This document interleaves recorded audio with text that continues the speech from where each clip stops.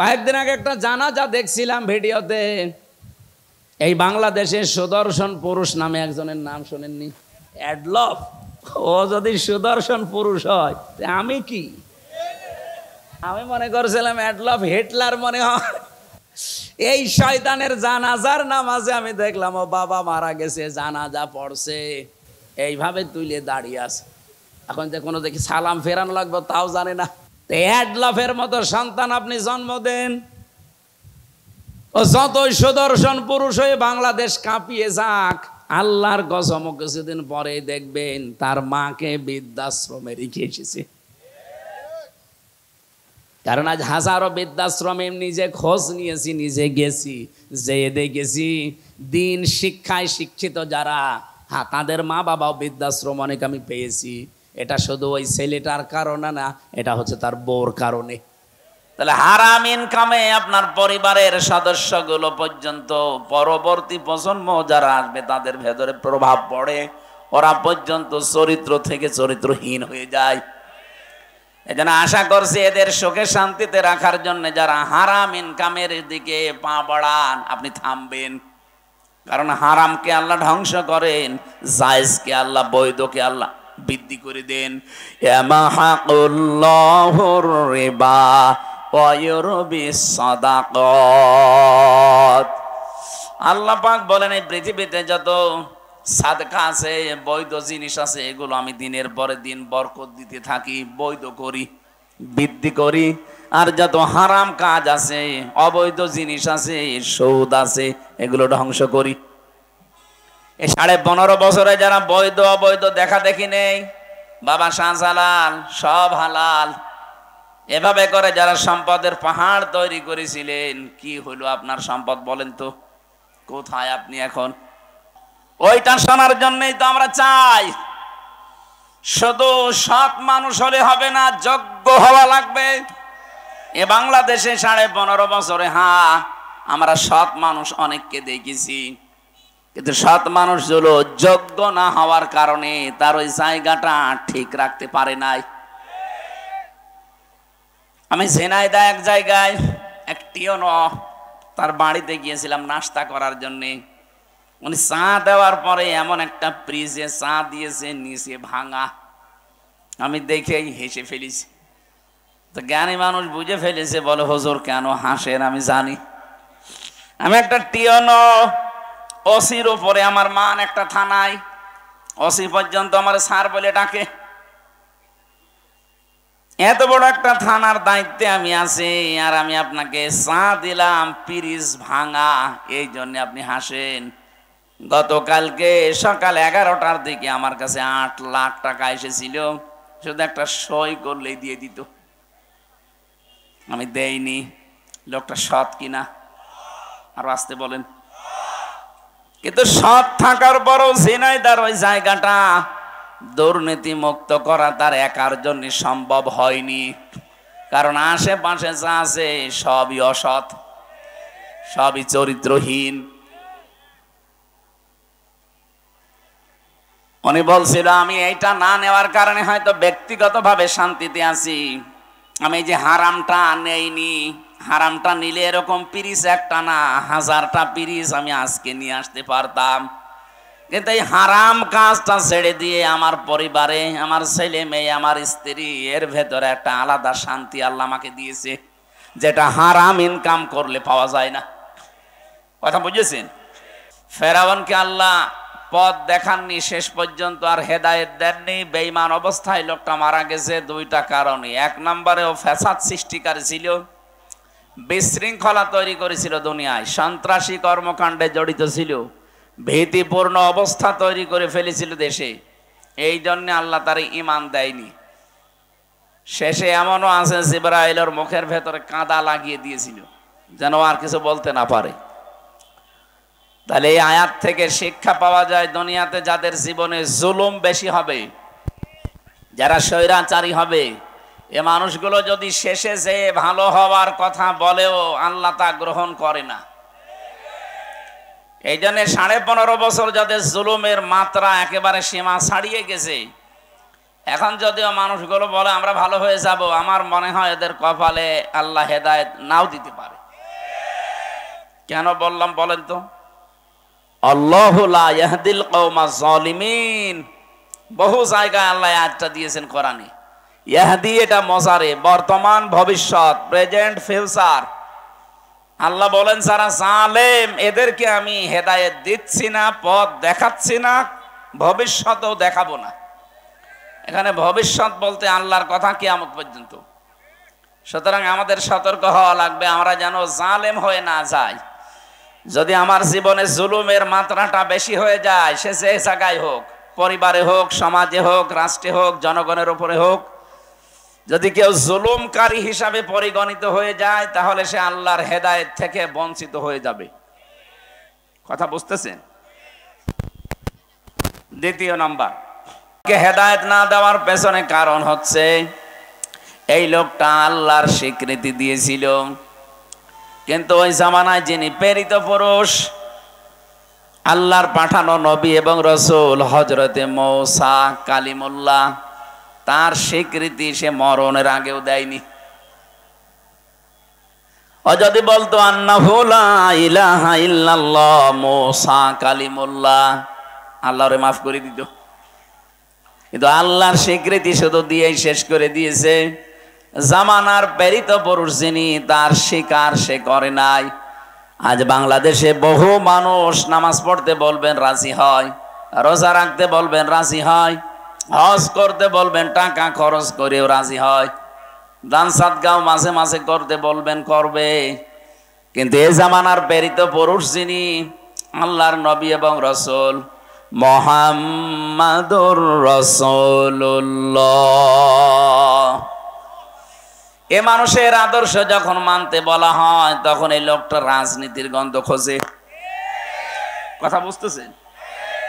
আমি কি বেশি বলে ফেললাম? এরকম মানুষ দেশে নেই? হ্যাঁ, নবীজি যে 23 বছরের জিন্দেগি নবুয়তের বলা হয়, 40 থেকে 63, এই 23 বছরের 13 বছর মানতে রাজি আছে। কারণ 13 বছর নবীজি শুধু মায়ের খেয়েছিলেন। কথা বলেন না কেন? 13টা বছর তিনি অত্যাচারিত, জুলুম নির্যাতনে নিষ্পেষিত হয়েছিলেন। 3টি বছরের ভেতরে জেলেও ছিলেন। তার যে জেল, আমাদের এই জেলের মতো খাবার দেওয়া হতো না, তিনি গৃহবন্দী ছিলেন। শিয়াবে আবি তালিব নামে এই জেলখানায় 3টা বছর প্রায় 54 জন মানুষকে নিয়ে তিনি পড়েছিলেন। এই কথাগুলো যখন বলবেন, কিছু মানুষ আছে বলে আবেগে কান্নাকাটি করবে, ও বলবে হুজুর আপনিও কাঁদেন আমরাও কাঁদি। কিন্তু এই লোকটার কাছে যখন বাকি 10 বছর মদিনার জীবনে তিনি যে রাষ্ট্রপ্রধান ছিলেন, আর রাষ্ট্রপ্রধান হতে হলে কি করা লাগে, এই কথাগুলো যখন বলা হয় তখন বলে কি এইটা তো রাজনীতি, এটা দুনিয়ার কাজ। যেই নবী 13 বছর মক্কায় মার খেয়েছিলেন, ওই নবী 10 বছর মদিনাতে যতগুলো কাজ করেছেন, 13 বছর মেনে নিলে 10 বছরও মানা লাগবে। ওই 10 বছরে যেহেতু তিনি রাষ্ট্রপ্রধান ছিলেন, রাষ্ট্রের সর্ব অধিনায়ক ছিলেন, রাষ্ট্রের প্রধান হওয়ার জন্য যে কাজগুলো করা লেগেছিল, মদিনাতে যাওয়ার পরেই তিনি ইহুদি খ্রিস্টান আর মুশরিকদের সাথে সন্ধি করেছিলেন। এটা তো আমি বানালাম নাকি? ঐতিহাসিকভাবে সত্য কথা। আউস খাজরাজ বনু কায়নুকা, ইহুদি খ্রিস্টান আর মুশরিক, এই 3টা দলকে নিয়ে মদিনায় নবীজির যে ছোট একটা দল, এই নিয়ে তিনি 4 দল গঠন করেছিলেন। তাহলে 4 দল গঠন করা এটা বানানো না, এটা নবীর জীবনীতে আছে। এটা যদি প্রয়োজন হয় ইসলামের জন্য, মানবতার জন্য, দেশের জন্য, 4 দলীয় জোট করাও জায়েজ আছে। এখন যদি বলেন হুজুর কোন দিকে যাচ্ছেন, কোন দিকে না, ইসলাম এইভাবে এসেছে। বিশ্ব নবী কি জানতেন না যে না ইহুদি খ্রিস্টান বৌদ্ধ এরা, এই মুশরিকরা প্রকাশ্য শত্রু, এদের সাথে আমি কিসের জোট করব? নবীজি ইসলামকে এগিয়ে নেওয়ার জন্য জোট করেছিলেন না ইসলাম ধ্বংস করার জন্য? এতটুকু শিক্ষা এখান থেকে নিতে পারেন না? আজ যারা সত্যি ইসলামের ধ্বজাধারী, সত্যি ইসলামকে যারা রাষ্ট্রীয়ভাবে এই 10 বছরের মতো দেখতে চায়, ওই মানুষগুলো যদি ইহুদি খ্রিস্টান মুশরিকদের মতো মানুষদের সাথেও জোট করা লাগে করবে। কারণ 13 বছর মায়ের খাওয়া ওয়াজ তো ভালোই শোনেন, 10 বছর রাষ্ট্রপতি ছিলেন, এই ওয়াজ শুনতে মনে চায় না?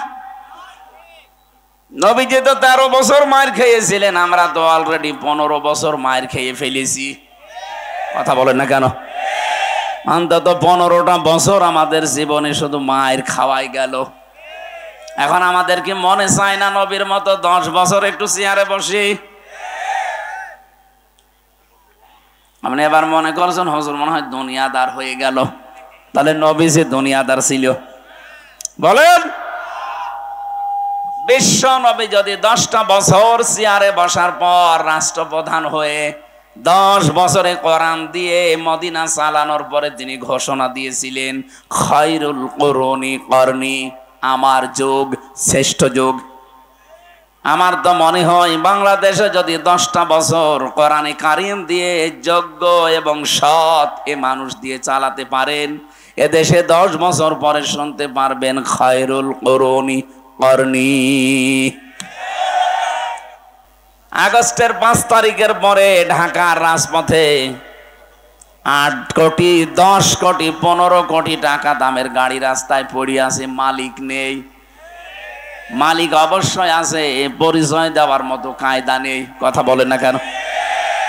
কারণ মালিক যদি বলে এটা আমার, বলবে এর কাগজপত্র কই?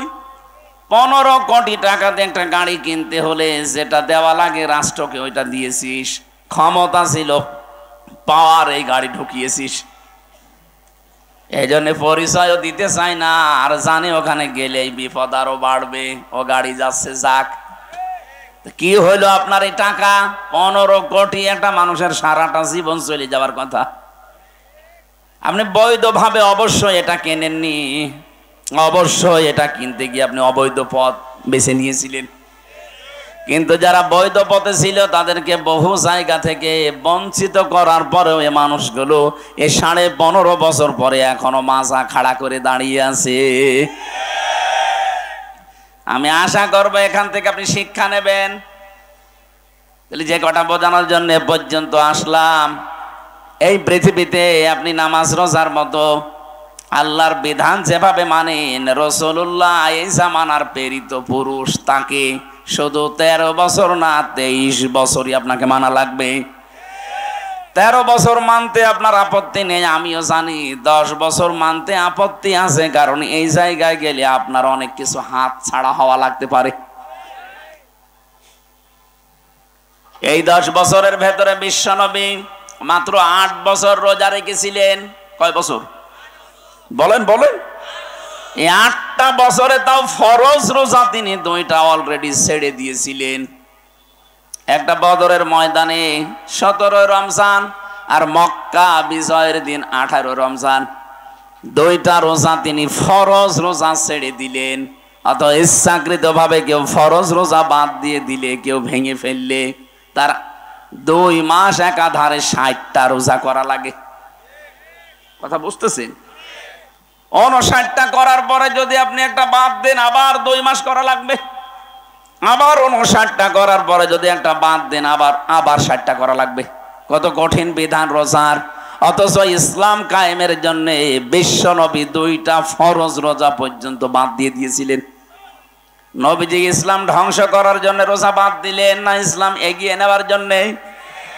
আজ যদি এরকম পরিস্থিতি আসে, ইসলামকে এগিয়ে নেওয়ার জন্য রোজার মতো ফরজ বিধানও বাদ দেওয়া লাগে, মুসলমান তাই করবে। এটা নবীর পন্থা। বিশ্ব নবী এই 10 বছরে তিনি 17 ওয়াক্ত ফরজ নামাজ বাদ দিয়ে দিয়েছিলেন। খন্দকের যুদ্ধে 4 ওয়াক্ত নামাজ তিনি বাদ দিয়েছেন। তিনি যেটা করলেন সেটাকে আন্দাজে করেছেন না আল্লাহর ইশারা ছিল? বলেন বলেন। তাহলে আজ বাংলাদেশে যদি ইসলাম কায়েমের জন্য ইসলামী আন্দোলন করতে গিয়ে ফরজ নামাজও বাদ দেওয়া লাগে, জায়েজ আছে? আরো আসতে বলেন। তাহলে আমরা যারা 113 বছর মানতে রাজি, বাকি 10 বছরের কথা বললে রাজনীতি মনে করেন, দুনিয়ার কাজ মনে করেন, আল্লাহর কসম আপনার মরণ হবে ফেরাউনের মতো। আমি আপনাকে বাঁচার জন্য এটা বললাম, এখন আপনি কি করবেন ভাবেন। ওই জামানার প্রেরিত পুরুষ ছিল হযরতে মূসা, এখনকার যিনি প্রেরিত পুরুষ কিয়ামত পর্যন্ত নবী আর রাসূল তিনি মুহাম্মাদুর। জবান খুলে বলেন মুহাম্মাদুর। আল্লাহ আমাদেরকে সহজ কথাটা সহজে মেনে নেওয়ার তৌফিক দেন, বলেন আমিন। আমি জানি অনেক মানুষ এখনো এই সেন্সে ফিরে আসে না। এরা নামাজ পড়া, রোজা রাখা, হজ করা, দান সাদকা করতে রাজি আছে। রাসূলের যে আদর্শ, উনি যা যা করেছেন ইসলামের জন্য, ইসলাম ধ্বংসের জন্য না, ইসলামকে আরো এগিয়ে নেওয়ার জন্য। এই কথা বলতে গেলে তখন আপনি দুনিয়ার কাজ মনে করেন, রাজনীতি মনে করেন, দলীয় কাজ মনে করেন। কেন? আপনার চাইতে ইসলাম আমার বোঝা কম আছে নাকি? এই জন্য যারা একামতে দিনের দায়িত্ব সত্যিকার অর্থে পালন করে, মানুষগুলো বুঝে শুনে এই কাজ করে। তারা যদি নামাজ কাজা করে ইসলাম কায়েমের জন্য, রোজা বাদ দেয় ইসলাম কায়েমের জন্য, যদি জট করে ইসলাম কায়েমের জন্য। এক কথা বলেন না কেন? কারণ ভালো করে আমরা জানি ইসলাম যদি এদেশে কায়েম হয়, কোরআনে কারীম যদি এদেশে এজহার করা যায়, এজহার মানে বিজয় করা, প্রতিষ্ঠিত করা, দাঁড় করানো। মান করাল কোরআনা ফাস্তাজহারাহু, যে ব্যক্তি কোরআন পড়ে আর কোরআনকে বিজয় করার জন্য চিন্তা ভাবনা করে, চেষ্টা চালায়, ফাহাল্লা হালালাহু ওয়া হারামা হারামাহু, এর ভেতরে হালালকে হালাল জেনে মেনে নেয়, হারামকে হারাম জেনে ছেড়ে দেয়, আদখালাহুল্লাহুল জান্নাহ, আল্লাহ তাকে জান্নাতে দিয়ে দিয়েছে। না, আপনি সুবহানাল্লাহ বলেন মানে? আমার প্রশ্ন হচ্ছে, আদখালা ইয়াদখিলু এটা মজারে না মাজি? এটা মাজি, অতীতের শব্দ। আদখালা, নবীজি কেন বললেন আদখালাহুল্লাহুল জান্নাহ? আল্লাহ তাকে জান্নাতে দেবে না দিয়েছে? দিয়ে দিয়েছে। কেন বললেন? আপনি তো এখনো মরেননি, জান্নাতে গেলেন কি করে?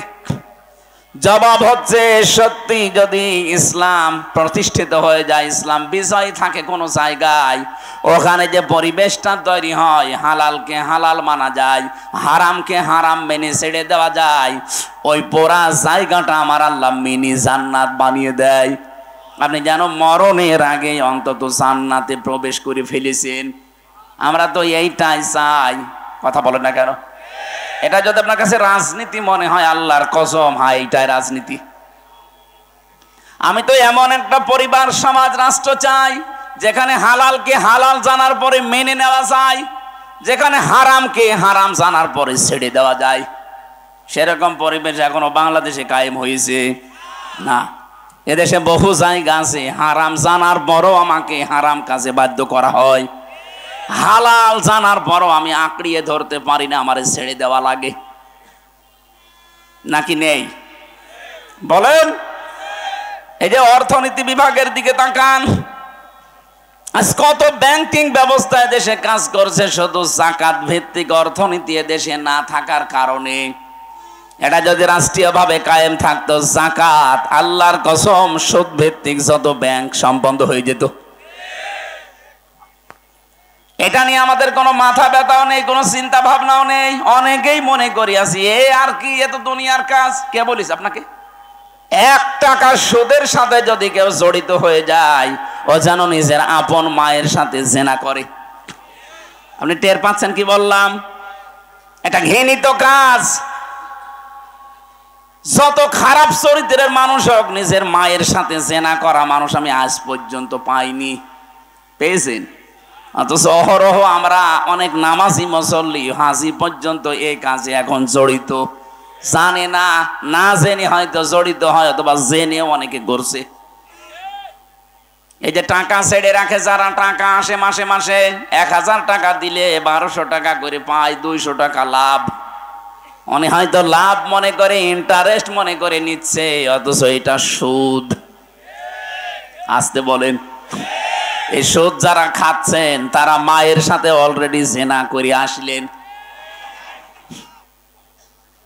আপনি হয়তো না জেনে করছেন, এখন তো জানলেন।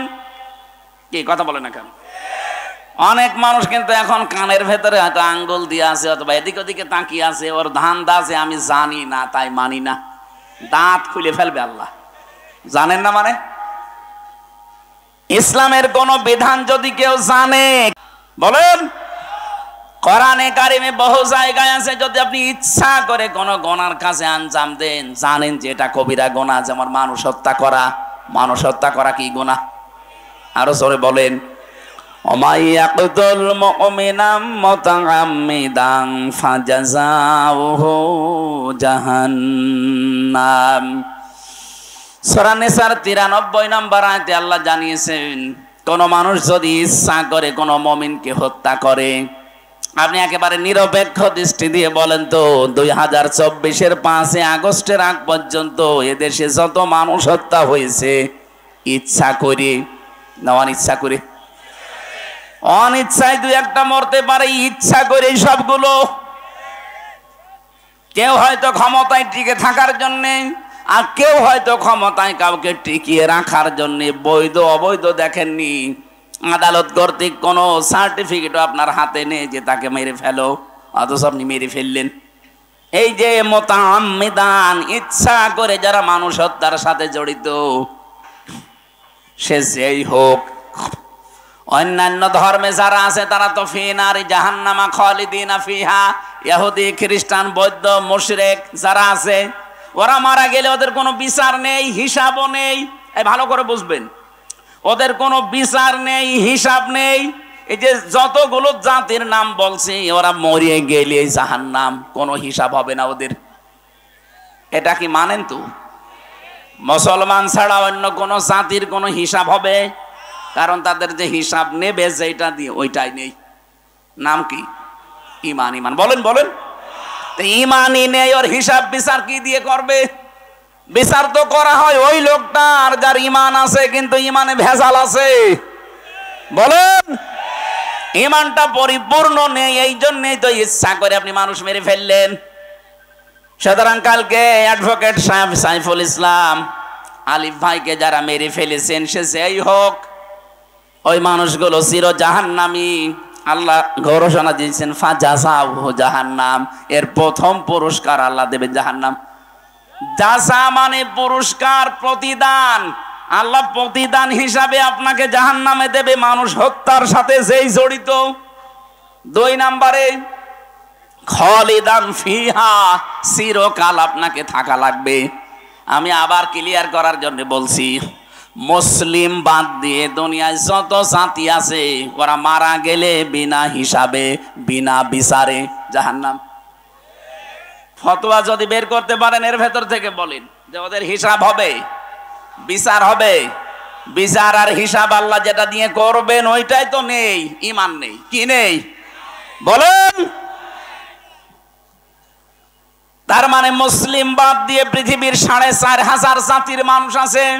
প্রত্যেকটা জাতির মানুষ মারা গেলে ওদের কোনো হিসাবের ব্যবস্থা নেই, বিচার নেই।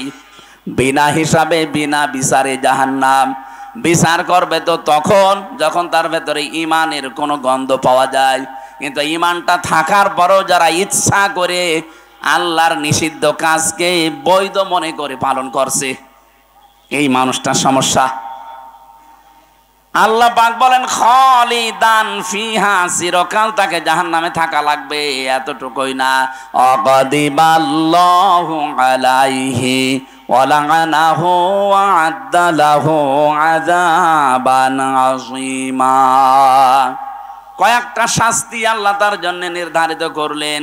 1 নম্বরে প্রতিদান পুরস্কার জাহান্নাম, 2 নম্বরে চিরকাল থাকবে, 3 নম্বরে আল্লাহ রেগে থাকবে, 4 নম্বরে আল্লাহ লানত বর্ষণ করবে, 5 নম্বরে যন্ত্রণাদায়ক আযাবের ভেতরে রাখবে। বলেন নাউজুবিল্লাহ। এখন প্রশ্ন হচ্ছে, এরা কয় বছর পরে বের হয়ে আসবে নাকি? বলেন। সূরা জুমারের 20 নম্বর আয়াত, আফামান হাক্কা আলাইহি কালিমাতুল আযাব আফা আনতা তুনকিযু মান ফিন্নার। শব্দের দিকে খেয়াল করে একটু পড়েন। আফা আংতা, আফামান হাক্কা আলাইহি কালিমাতুল আযাব, যার উপরে আপনার প্রতিপালকের আযাব নির্ধারিত হয়ে গেছে, ফায়সালা হয়ে গেছে যে জাহান্নামে যাবে। আফা আংতা, নবী আপনি কি পারবেন তুনকিযু মান ফিন্নার, ওই লোকটাকে আগুন থেকে বের করে নিয়ে আসতে? কে বলছেন? কাকে বলছেন? আমি মনে হয় বোঝাতে পারিনি। এই যে এই কথাটা আল্লাহ বলছেন নিজে, কাকে বলছেন? নবীজিকে। আফা আংতা, সরাসরি হে নবী আপনি পারবেন তুনকিযু মান ফিন্নার, ওই লোকটাকে জাহান্নাম থেকে বের করে নিয়ে আসতে আপনি পারবেন? তার মানে আপনিও পারবেন না। এটা প্রশ্নবোধক চিহ্ন, ইন্টারগেটিভ সেন্টেন্স এটা। নবীজিকে যদি আল্লাহ কথা বলতে পারে, কিসের হামজার? হামজার বাবা বলেন তো।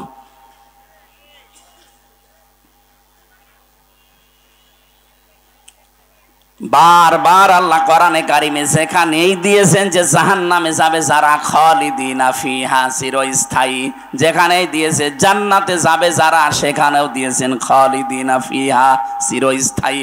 আপনি একটার অর্থ করবেন চিরস্থায়ী, আর আরেকটার অর্থ করবেন কিছুদিন পরে বের হবে, তো জীবনে গুনাহ ছাড়বে। আপনি যদি বলেন যে আমার ঈমান আছে, আর আপনার ঈমান থাকে কি করে? আল্লাহর নিষিদ্ধ কাজকে যারা বৈধতা দেয়, সঙ্গে সঙ্গে তারা বেঈমান হয়ে যায়। এই কথা বলছেন যে 10টা কারণে মানুষের ঈমান নষ্ট হয়ে যায়, ভেঙে যায়। ওযু করলে যেমন 7 কারণে ওযু ভেঙে যায়, নামাজ পড়লে যেমন 19 কারণে নামাজ ভেঙে যায়। মুসলমানের ঈমান যাদের আছে, ঈমানও 10টা কারণে ভেঙে যায়। অথচ ঈমান যে ভেঙে যায়, নষ্ট হয়ে যায়, অনেকে জানেই না। এর 9 নাম্বারের পয়েন্টে আমি পেয়েছি, যারা আল্লাহর নিষিদ্ধ কাজকে বৈধ মনে করে তাদের ঈমান ওই আবু জেহেলের মতো।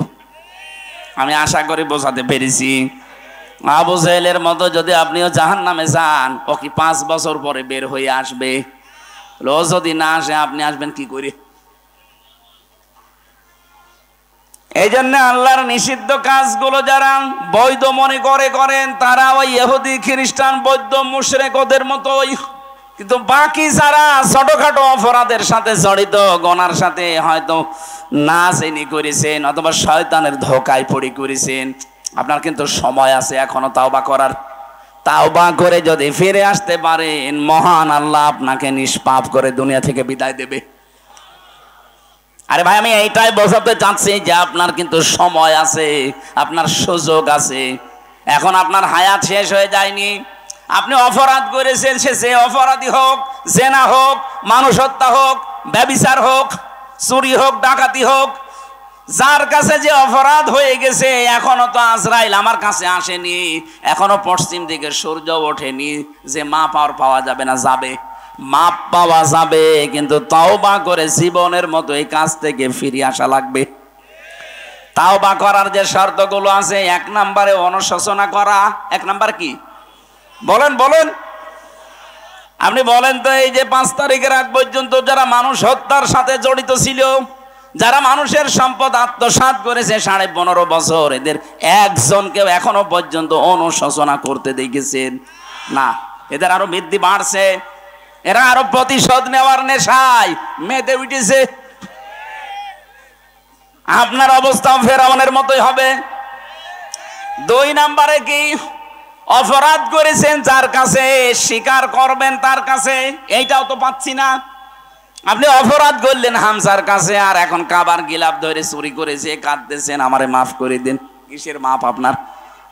আপনি কি আল্লাহর কাছে অপরাধ করেছেন? এই কথা বলেন না কেন?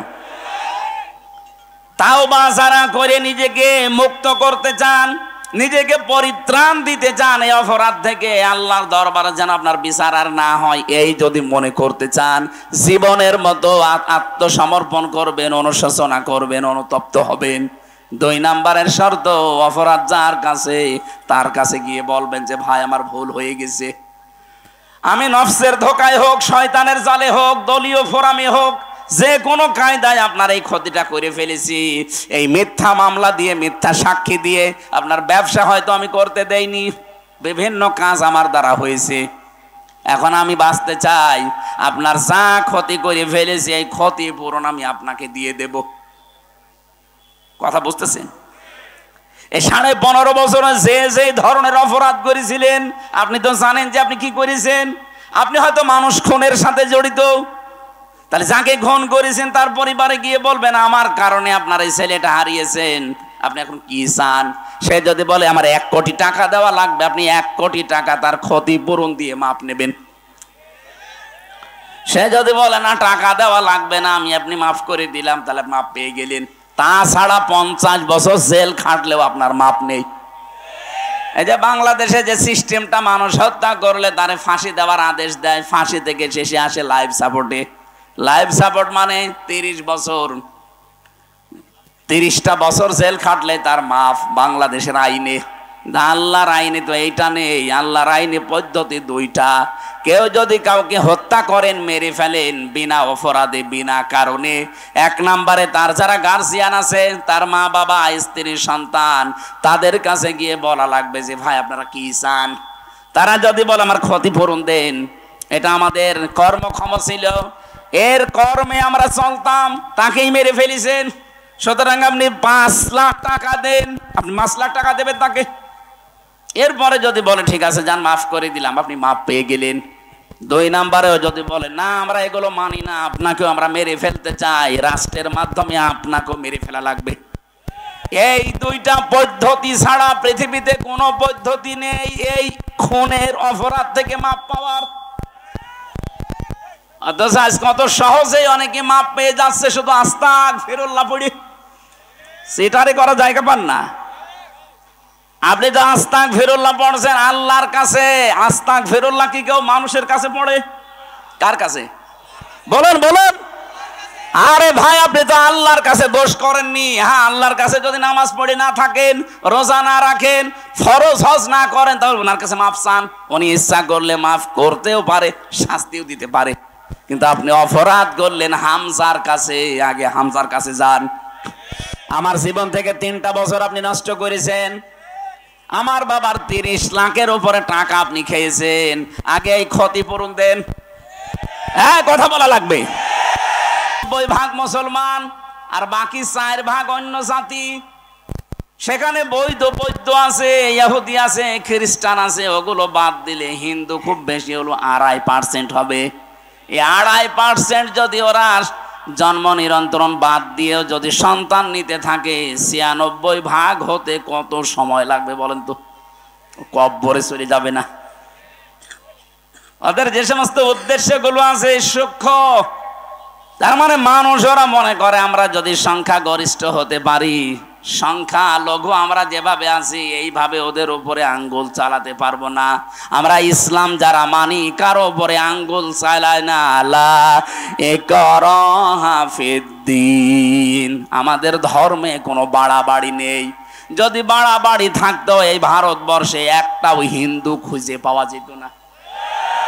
1-2 দিন আমরা শাসন করি না, বছরের পর বছর এই পুরা ভারতবর্ষ আমরা মুসলমানেরা শাসন করেছিলাম। যদি আমাদের ধর্মে সত্যিই বাড়াবাড়ি থাকতো, কাড়াকাড়ি থাকতো, একটা হিন্দু বেশি থাকতো না। বিশেষ করে স্বাধীনতার পর থেকে 24 সালের আগস্টের 5 তারিখের পরে যে অবস্থা হয়েছিল, এই দেশের মুসলমানেরাই দায়িত্ব নিয়ে মন্দির পাহারা দিয়েছে। যদি আমাদের ধর্মে মন্দির ভাঙা থাকতো তাহলে একটা মন্দিরও এরপরে খুঁজে পেতেন না। আমরা আরো পাহারা দিয়েছি, এমনকি দেবতাকে গালি দেওয়া পর্যন্ত আমাদের ধর্মে নিষেধ। ওয়ালা তাসাব্বুল্লাযিনা ইয়াদউনা মিন দুনিল্লাহ, যারা আল্লাহ বাদে অন্য কাউকে ডাকে ওদের দেবতাকে গালি দিবা না। কে বলছেন বলেন? পৃথিবীর সবচাইতে বড় পরধর্ম সহিষ্ণু জাতি এই মুসলমান। এই জন্য ভারতবর্ষে এখনো হিন্দু আছে, ওরা জোর করে জয় শ্রীরাম বলায়, অথচ আজ পর্যন্ত জোর করে কালেমা পড় নাই, মেরে ফেলবো কোন ইতিহাস এই পৃথিবীতে আমার জানা নেই। আপনার জানা থাকলে বলেন তো। আপনি বিশৃঙ্খলা তৈরি করার জন্য, সূক্ষ্ম ষড়যন্ত্র করার জন্য যাদের প্রলোভনে কাজগুলো করছেন, আপনারা থামবেন। এই বাংলাদেশে এখন যে অবস্থায় আছি, সত্যি কথা বলছি, এটা কিন্তু ইন্ডিয়া না, এটা বাংলাদেশ। এখানে কোন ষড়যন্ত্র আর এদেশের ৯৬% মুসলমান সফল হতে দেবে না। সে গোপনে করেন আর প্রকাশ্যে করেন, যতক্ষণ পর্যন্ত আমাদের মুসলমানেরা মুনাফিকি না করবে। আমি জানছি এগুলো করার পেছনে অনেক মুসলমান মুনাফিক নামধারী পেছনে কলকাঠি নাড়াচ্ছে। যারা বলে যে আমাদের স্বামী স্ত্রীর সম্পর্ক, তারা এই কথা বলে না কেন? যারা বলে আমাদের স্বামী স্ত্রীর সম্পর্ক, আসলেই তো তাই। আপনারা দুই বোন একসাথে গেছেন, কেউ স্বামীর বাড়ি, কেউ দুলাভাই বাড়ি। এই দেশ থেকে যারাই বাইরের দেশে যায়, তারা এই দেশে মাসে মাসে রেমিটেন্স পাঠায়। তারা রেমিটেন্স যোদ্ধা। আজ ৩ মাস হয়ে গেল দুই বোন গেছেন, একটা টাকাও পাঠান না। আমরা কি করে চলবো? আশা করছি টাকা পাঠাবেন। আমরা চাই না যে টাকা পাঠাক। দুই বোন মিলে, কেউ দুলাভাইয়ের বাড়ি, কেউ স্বামীর বাড়ি, অন্তত পকেট মারা টাকাগুলো তো পাঠানো যায়। আমরা জামা রাখলে আমাদের জামার পকেটে টাকা থাকে না, তা আপনারা কি করছেন? অনেকে তো দুলাভাইয়ের পকেটও মারে। দুইজন মিলে আমি চাই, এ দেশের মানুষেরা চায় যত ঋণের বোঝা দিয়ে গিয়েছেন, অন্তত রেমিটেন্স পাঠান। ৩ মাসে যদি ১ লাখ করেও পাঠাতেন, তাও ৩ লাখ। একটা টাকাও আমরা এখনো পাইনি। আমরা ঋণের বোঝায় জর্জরিত, আর আপনি বসে বসে চা খাবেন আর ষড়যন্ত্র করবেন। এ দেশের মানুষ কিন্তু ২০২৪-এর ৫ আগস্টে আর নেই। এক কথা বলুন, এখন কি নভেম্বর মাসের ২৭ তারিখ চলছে, আর ১ মাস ৩ দিন পরে দেশের চিত্রই পাল্টিয়ে যাবে। ২৫ সালে যাব আমরা। আর আমার মনে হচ্ছে বাংলাদেশ ২৫ সালে যাবে, কোরআনের হাতে দেশ আল্লাহ দিয়ে দেবেন। এ দেশ কোরআনের হাতে যাক, আমরা চাই না। ডাক্তার আব্দুর রহিম সরকার কোরআনে কারিম বুকের ভেতরে নিয়ে সংসদে যাবে, এটা চান কিনা? কারা কারা চান দেখি? লিল্লাহি তাকবীর।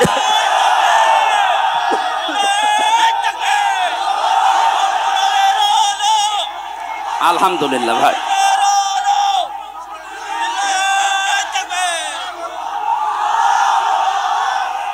ঠিক আছে ভাই, কথাগুলো যেন ঠিক থাকে। হযরতে ইব্রাহিম, হযরতে ইয়াকুব, দুইজন নবী তাদের মরণের আগে সন্তানদেরকে বলেছিলেন, আল্লাহ তোমাদের জন্য নির্বাচিত করেছেন, মনোনীত করেছেন ধর্ম হিসাবে ইসলামকে। কাকে?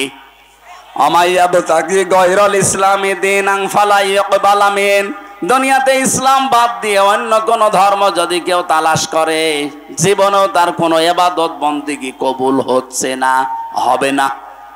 এই জন্য আহ্বান জানাবো, এলাকায় যদি অন্য ধর্মের কেউ থাকেন, আপনারা আমাদের ধর্মীয় গ্রন্থগুলো পড়েন। 1 দিন 2 দিন 5 দিন না, বছরের পরে বছর পড়তে থাকেন। টনি বেলাওয়ারের ছোট শালিকা লরেন বু 3 বছর কোরআনে কারিম স্টাডি করার পরে শেষ পর্যন্ত এত বড় শিক্ষিতা মেয়েলাও মুসলমান হয়ে গেছে। আমরা চাপ দেইনি, নিজে পড়ে নিজের বিবেকের তাড়নায় মুসলমান হয়ে গেছে। আমরা চাই এই বাংলাদেশে অন্যান্য ধর্মের যারা আছেন, মুসলমান সহ, আল্লাহর কোরআন পড়েন, বোঝেন, আপনিও বাধ্য হবেন আল্লাহর ইসলাম এই শান্তির ধর্মে আসতে। আল্লাহ পরের কথা জানিয়েছেন, এই 2 জন নবী তাদের সন্তানদেরকে জানিয়েছিল, ফালা তামুতুন্না ইল্লা ওয়া আনতুম মুসলিমুন। তোমরা মুসলমান না হয়ে মরবা না। এইজন্য এই দেশে যদি মুসলমান হয়ে টিকে থেকে মরতে চায়, আল্লাহর বিধান দেখা লাগবে। কথা বলেন না কেন? তাছাড়া আপনি মুসলমান হয়ে টিকে থাকতে পারবেন না। আজ আল্লাহর বিরুদ্ধে, রাসূলের বিরুদ্ধে, ইসলামের বিরুদ্ধে, মানবতার বিরুদ্ধে দেশে কাজ হবে। আর যদি মনে করেন যে যা কষ্ট করুক গা, লা ইলাহা ইল্লাল্লাহ, আল্লাহর কসম আপনি মরণের আগে বেঈমান হয়ে যাবেন। কারণ ওই পরিবেশ যখন কায়েম হবে, তখন টিকে থাকতে পারবেন না। 2 তলা নৌকা চলছে, উপর তলায় আমরা আছি, এই স্টেজে যারা এই ভালো ভালো মানুষ উপরে বসে আছি, আর নিচতলায় এমন কিছু মানুষ আছে যাদের পানি দরকার। ও যদি বারবার উপর তলায় আসতে চায়, ডাক্তার সাহেব যদি বলে বারবার ঝামেলা করেন, নিচেই তো পানি আছে, বিরক্ত করেন কেন, যখন তখন আসেন খালি পানি নিতে। ওরা যদি বলে ঠিক আছে ডাক্তার আর আসবো না, নিচে যে নৌকার একটা তক্তা খুলছে, আমরা উপরে যারা আছে যদি বলি ভাই আল্লাহর নাম নিয়ে খোলেন, আল্লাহর নামে খোলেন আর ভগবানের নামে খোলেন, বলেন তো নৌকায় পানি উঠবে না উঠবে না? আরো জোরে বলেন। এখন উপরে যারা আছি আমরা যদি বলে যা হয় হোক, নিচের লোক যদি ডোবে আমরা বেঁচে থাকবো? এ বাংলাদেশে ইসলাম না থাকলে আমরাও তো বেঁচে থাকতে পারছি না মুসলমান হয়ে। বেঈমান হওয়ার রাস্তাগুলো সব খোলা হচ্ছে সমকামিতা দিয়ে, আল্লাহর বিধানের বাইরে আইন পাশ করে। এক কথা বলছেন। এই জন্য আমাদের উচিত নিচে যারা যাই করছেন আমাদের উপর থেকে দরকার হয় বাধা দেওয়া, ওয়াজের মাধ্যমে হোক, হাতের মাধ্যমে হোক। যদি বাধা শুনতে না চান দরকার হয় আপনাকে মারধর করব, এরপরও যদি না শুনতে চান দরকার হয় বেঁধে রাখবো, এরপরও যদি নড়াচড়া করেন মেরে ফেলবো, তারপরও আমি নৌকার তলা খুলতে দেব না। পানি উঠলে আপনি শুধু মরবেন না, আমারও মারবেন। এদেশে সমকামিতা চালু হলে জর্ডানের মতো দেশটা ডেড সি হয়ে যাবে, মৃত সাগর। কারণ এটা আল্লাহর নিষিদ্ধ কাজ। পুরো আল্লাহর সিস্টেমই পাল্টিয়ে ফেলেছে। পুরুষে পুরুষে বিয়ে। গত পরশুদিন কুষ্টিয়ায় 2 মহিলা এরা আন্দোলন করেছে এক জায়গায়। ওরা বলছে আমরা মহিলায় বিয়ে যদি না দেন আমরা 2 জনেই মারা যাব। কোথায় পৌঁছিয়েছে চিন্তা করেছেন? এই জন্য আমরা চাই নিষিদ্ধ কাজ এই দেশে বন্ধ হোক, আল্লাহর বৈধ কাজগুলো আমরা ইসলামের মাধ্যমে জারি করি, তাহলে মুসলমান হয়ে মরা সহজ হবে। আরে মরব তো 2 দিন আগে 2 দিন পরে, কিন্তু আমরা বেঈমান হয়ে মরতে চাই না, মরতে চাই ইব্রাহিম নবীর মতো মুসলমান হয়ে। আল্লাহ আমাদের তৌফিক দিন, বলেন আমিন। দ্বিতীয় নম্বরে আপনি যদি দেখেন আমি ইসলামে প্রবেশ করছি, আপনার ইখলাস লাগবে। ইখলাস কি? এই জন্য যারা একামতে দিনে প্রবেশ করে তাদের প্রথম শব্দ এইটা বলা হয়, বল ওলে ইন্না সলাতি ওয়া নুসুকি ওয়া মাহইয়ায়া ওয়া মামাতি লিল্লাহি রাব্বিল আলামিন। এটা ইখলাসের আয়াত। আমি যা করব কার জন্য? আমার বেঁচে থাকা আল্লাহর জন্য, মরে গেলেও আল্লাহর জন্য, আমি নামাজ পড়লেও আল্লাহর জন্য, রোজা রাখলে আল্লাহর জন্য, কোরবানি ত্যাগ তিতিক্ষা যা সহ্য করছি সব আমি আল্লাহর জন্য। 3 নম্বরে আমার বিশুদ্ধ আকীদা দরকার। আজ বাংলাদেশে একটা মাসলুম দলের উপরে এই ট্যাগটা লাগিয়েছে, আমাদের নাকি আকীদা ঠিক নেই। এটা ডাহা মিথ্যা কথা। এই বাংলাদেশে আকীদা যদি ঠিক থাকে, যাদের দলে ফাঁসি বেশি, যাদের দলে জেল বেশি, যাদের দলে জরিমানা বেশি, যারা বাড়ি থাকতে পারে না 24 ঘন্টা যারা আতঙ্কে ছিল, তারা আকীদাওয়ালা মানুষ। আপনার এত আকীদা ভালো, একটু ফাঁসির দড়ির কাছে যেয়ে বলেন তো আমার আকীদা ভালো যান। যারা ফাঁসির দড়ি গলায় নিয়ে পর্যন্ত বলেছে না তাহাজান ইন্নাল্লাহা মা'ানা, কোনো চিন্তা নেই, আমরা একা না, আমাদের সাথে কে আছে। এর চাইতে আবার কি বিশুদ্ধ আকীদা লাগবে আপনার? 4 নম্বরে উত্তম চরিত্র লাগবে। এদেশে উত্তম চরিত্রে উত্তীর্ণ হয়ে গেছে একামতে দিনের দায়িত্বে যারা আছে তারা। এটা প্রমাণিত, পরীক্ষিত, আর কিছু বললাম না। 5 নম্বরে লেনদেনে স্বচ্ছতা, এইটাও একামতে দিনের কর্মীদের ভেতরে। বহু মানুষকে একামতে দিনের বাইরে যারা আছে দেখেন, টাকা দিলে মনে করো নিজের টাকা, এক কথা বলে না কেন? আর এই মানুষগুলোর লেনদেন এত স্বচ্ছ, এই ঝঞ্ঝা বিক্ষুব্ধ বাংলাদেশে, এরপরেও যদি আপনি মানুষ খুঁজে না পান, এই যে 5টা বললাম, আমি আবার বলছি। 1 নম্বরে আত্মসমর্পণ করা লাগবে। কার সামনে? আরো জোরে বলেন। 2 নম্বরে ইখলাস লাগবে। প্রতিটি শব্দের ব্যাখ্যা ছিল, লক্ষ লক্ষ কথা আমি তাফসীর থেকে তুলেছিলাম। 3 নম্বরে আপনার বিশুদ্ধ আকীদা লাগবে। 4 নম্বরে উত্তম চরিত্র লাগবে। 5 নম্বরে লেনদেন স্বচ্ছ হওয়া লাগবে। এই 5টা যদি দুনিয়ায় দেখাতে পারেন, বুঝবেন আমি এই আয়াতে পরিপূর্ণ প্রবেশ করেছি। বড় সুবহানাল্লাহ। আল্লাহ আমাদের তৌফিক দিন। আমার লিখিত যে বইগুলো আছে আপনারা যাওয়ার সময় নিয়েছেন, 2-1টা বই হয়তো ওই যে ওই সোজাসুজি আছে গাড়িতে, ওই সাদা গাড়িতে আছে। আমি জেলে বসে এত কষ্ট করে লিখলাম, আপনারা নেবেন না, পড়বেন না। যে আদম আলাইহিস সালাম তার স্ত্রীকে বিয়ের জন্য দেনমোহর দিতে হবে। তাফসীর কি সত্য না মিথ্যা? সত্য মানে 100% সত্য। আতুহুন্না উজুরাহুন্না ফারিদা, এটা সূরা বাকারার 34 33 34 33 34 না কত আয়াতের তাফসীরে আছে, তাবারির ভেতরে পাবেন। এখন আর সময় নেই। আল্লাহুম্মা আমিন। লা ইলাহা ইল্লা আনতা সুবহানাকা ইন্নী কুনতু মিনাজ জালিমিন। আল্লাহ তাআলা উদখুলু ফিস সিলমি কাফা, পরিপূর্ণ ইসলামে প্রবেশ করার জন্য তুমি আমাদেরকে আদেশ দিয়েছো। যেই 5টা বিষয় থাকলে পরিপূর্ণ আদেশ মানা যায়, আল্লাহ আলামত হিসাবে যে 5টা বিষয় বলেছি আমাদের জীবনে তুমি সেট করে দাও। এই আয়োজনে যদি সওয়াব দিয়েই থাকো, কিসের উদ্যোগে জানো? দারুল ফুরকান ট্রাস্ট, এটা কিয়ামত পর্যন্ত তুমি এদেশে কায়েম করে দাও। বিশেষ করে গোবিন্দগঞ্জ গাইবান্ধার জন্য এটা নিয়ামত বানিয়ে দাও। দারুল ফুরকান ট্রাস্টকে আল্লাহ তুমি নিজে পরিচালিত করো।